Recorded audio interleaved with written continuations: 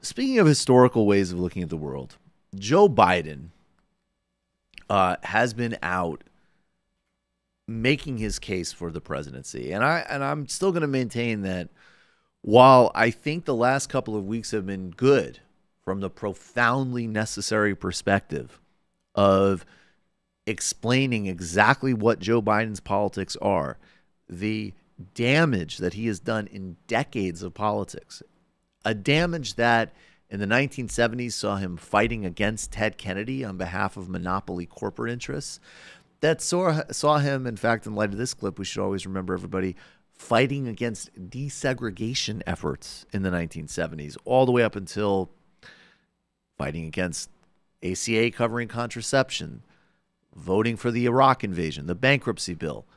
And that's skipping literally hundreds of other things, literally, as Joe Biden would say. But he's been out talking about a senator by the name of Eastland, who was an arch segregationist and just an incredibly vicious bigot. Not an example of, I worked on arms control legislation with Richard Lugar or something. This was, I got in the Senate in the 70s and I buddied up with an American apartheidist.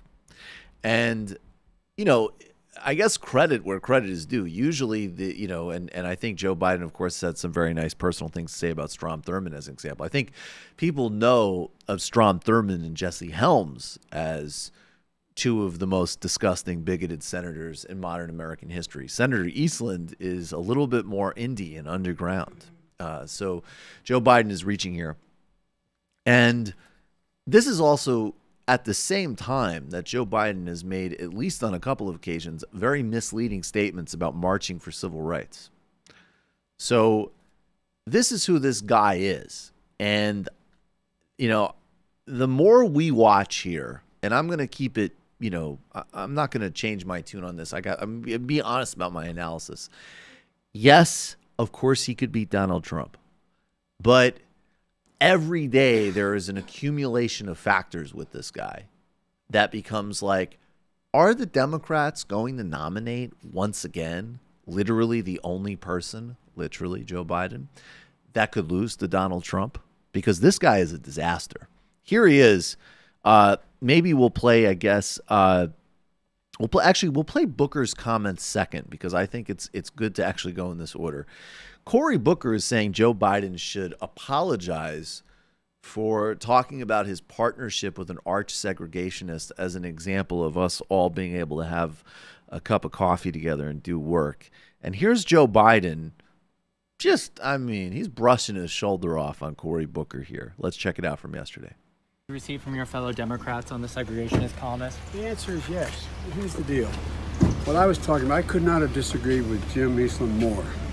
And he was a segregationist. I ran for the United States Senate because I disagreed with the views of the segregationists, and many of them in the Senate at the time. As I led the Judiciary Committee, I was able to pass, what I was talking about was the Voting Rights Act. I was able to pass the Voting Rights Act when I was a young senator, when he was still the chairman. We voted against him and beat him in the Voting Rights Act. Secondly, when I was chairman of the committee, I extended the Voting Rights Act for 25 years, not 5 years. In addition to that, I made it very clear by the last time as I was on that committee, I was chairman of Foreign Relations, but I was a lead Democrat. We extended another 25 years, and we got 98 out of 98 votes for it. The point I'm making is you don't have to agree. You don't have to like the people in terms of their views, but you just simply make the case and you beat them. You beat them without changing the system. How does it feel that your Democratic rivals are implicitly saying that you have issues talking about race? They know better. Are you going to apologize like Cory Booker has called for? What? Cory Booker's called for it. He's asking you to apologize. He knows better. Cory should. There's not a racist bone in my body. I've been involved in civil rights my whole career. Period. Period. Period. Thank you. Thank you, sir. Now, as everybody in this office said when we first saw that clip, and I believe Brendan was the first one, well, let's just say there's a lot of different ways of being involved in civil rights. I think Virgil Texas made the point that technically George Wallace was involved with civil rights. Yeah, a lot of people were involved. I mean, Strom Thurmond was involved in civil rights when he filibustered against it for over 24 hours. And Joe Biden was certainly involved in civil rights when he staked out the most reactionary Northeast enclave position you could possibly have as a 1970s Democrat against desegregating schools. Also, this frame that Biden puts, like, you don't have to agree with them. Yeah, we know we don't have to agree with them, Joe. We want to know about where you did agree with them. So when you say, I disagree with them about all sorts of things, well, did you agree with them about busing? Did you agree with them about desegregating schools? Did you? Yeah, precisely. And why is it that you insist on touting your friendship with the guy? I mean, you're not even just saying like, hey, look, sometimes you got to work with really disgusting people to get things done in the context of the Senate. This is another thing that's so amazing to me. Bernie Sanders works with Mike Lee to end the genocide in Yemen. Good for him. That's what you're supposed to do. Mike Lee's one of the worst people in Congress. If you can work with him to end the murder of people in Yemen, excellent. Joe Biden is saying, I was buddy-buddy with a segregation. Like, we socialized borderline. He never called me boy. He never called me boy, which, I don't even know if you need to read to understand why he might not have done that, Joe. And then in addition to that, we know that Joe Biden's record, in fact, was not pro-civil rights in the 70s. Here's Cory Booker explaining why Biden should apologize. Are you going to apologize? The vice president said I should know better, and this is what I know. As a black man in America, I know the deeply harmful and hurtful usage of the word boy and how it was used to dehumanize and degrade. I know that segregationists, like the two people you were talking about, through their laws and their language, deeply wounded this nation, and the present day manifestations of their work can still be seen in black and brown communities like the one I go home to. I know that somebody running for president of the United States, somebody running to be the leader of our party, should know that using the word boy in the way he did can cause hurt and pain, and we need a presidential nominee and the leader of our party to be sensitive to that. And the last thing I know is I know that I was raised to speak truth to power, and that I will never apologize for doing that.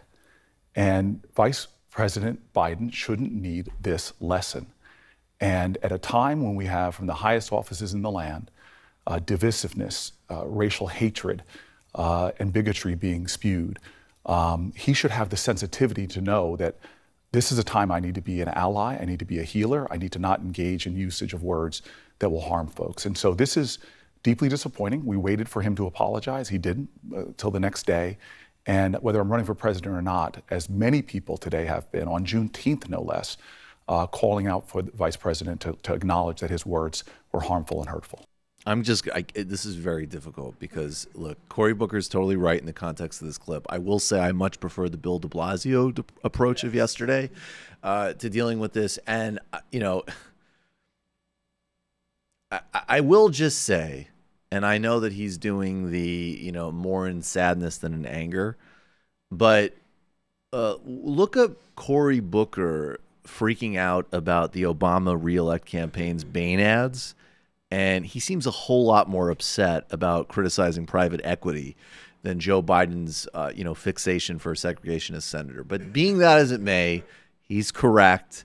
And, Joe Biden's also showing his entitlement here again as ever.